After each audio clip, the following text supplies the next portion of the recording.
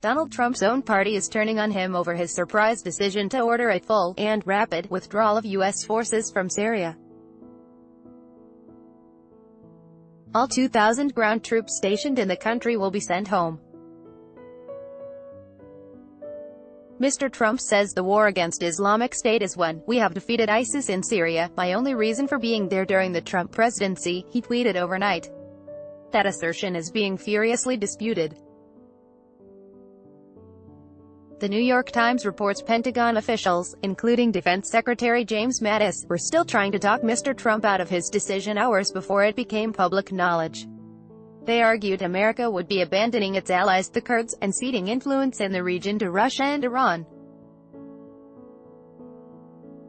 The president's political allies, who can normally be relied upon to defend even his most controversial actions, have gone public with their shock. "This is a terrible mistake," Republican Senator Marco Rubio said. "It will have grave consequences for the U.S. and Israel, and great benefit for ISIS, Iran and Hezbollah." Mr. Rubio said that hasty withdrawal would cause America's allies in Syria, the Kurds, to end their fight against Islamic State and turn Syria over to Israel's greatest enemies. The decision to pull out of Syria was made despite overwhelming military advice against it. "It is a major blunder.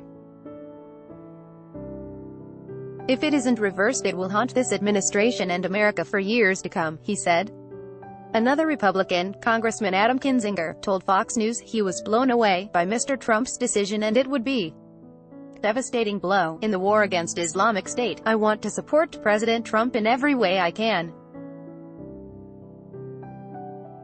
But on something like this, you have to look at this and go, this is going to be devastating for foreign policy. And I don't even think we begin to know the ramifications," he said. "They're celebrating in Moscow and Tehran right now. They're trembling in Tel Aviv. And in Washington we're confused, because nobody saw this coming." Senator Lindsey Graham was equally scathing. He said he had been blindsided by the withdrawal, and called it a huge Obama-like mistake. "With all due respect, ISIS is not defeated in Syria, Iraq, and after just returning from visiting there, certainly not Afghanistan." Mr. Graham said, "An American withdrawal will put the Kurds and all those who came to America's aid in destroying ISIS at tremendous risk. It will make it more difficult to recruit future partners willing to confront radical Islam. If Obama had done this, all of us would be furious. If Obama had done this, we'd be going nuts right now." Mr. Graham indicated he would demand congressional hearings on the decision. Barack Obama faced similar criticism when he withdrew U.S. forces from Iraq in 2011.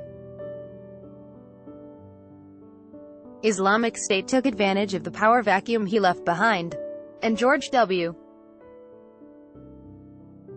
Bush ended up ruining his declaration of mission accomplished in Iraq in 2003. There are a few Republicans still defending Mr. Trump. "I am happy to see a president who can declare victory and bring our troops out of a war. It's been a long time since that has happened," Senator Rand Paul said. The president promised to withdraw from Syria during the 2016 election campaign. But why do it now? The answer may lie with Turkey, which borders Syria to the north. Turkish President Recep Tayyip Erdogan has been threatening to launch a military incursion into northeast Syria, which is under Kurdish control. He considers the Kurds, who U.S. forces have armed and worked alongside in the fight against Islamic State, a terrorist group allied with separatists in Turkey.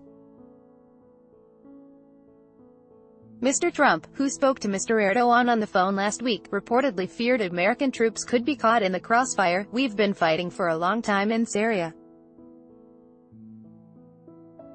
I've been president for almost 2 years, and we've really stepped it up, and we have won against ISIS," he said in a video elaborating on his reasons for withdrawing. "We've beaten them, and we have beaten them badly, and we've taken back the land. And now it's time for our troops to come back home." Mr. Trump said he found it heartbreaking to write letters to the parents of fallen soldiers. "Now we've won. It's time to come back." They're getting ready, you're going to see them soon. So has Islamic State truly been defeated? Not quite. The terror group has lost the vast majority of the territory it once held, and 2,500 remaining fighters have been pushed back to a narrow strip of land along the border of Syria and Iraq. Walking away now is a remarkable gift for ISIS, whose leaders can say they saw off the Americans and their allies. Even without the withdrawal, the group would likely have held out for many more months.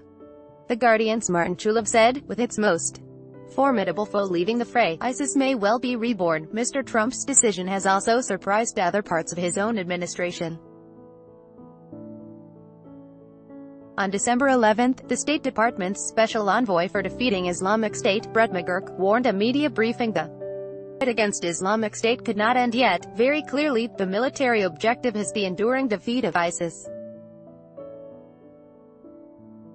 And if we've learned one thing over the years, enduring defeat of a group like this means you can't just defeat their physical space and then leave, he said. You have to make sure the internal security forces are in place to ensure that those gains, security gains, are enduring. That will take some time. During the 2016 campaign, Mr. Trump berated Barack Obama for pulling out of Iraq too early, without considering the consequences. Here he is ignoring precisely that lesson. David Adesnik, a Syria analyst at the Foundation for Defense of Democracies, told CNN, every indicator that would tell you this is a premature withdrawal is back again. He said it was extraordinary that Mr. Trump was repeating the same mistake.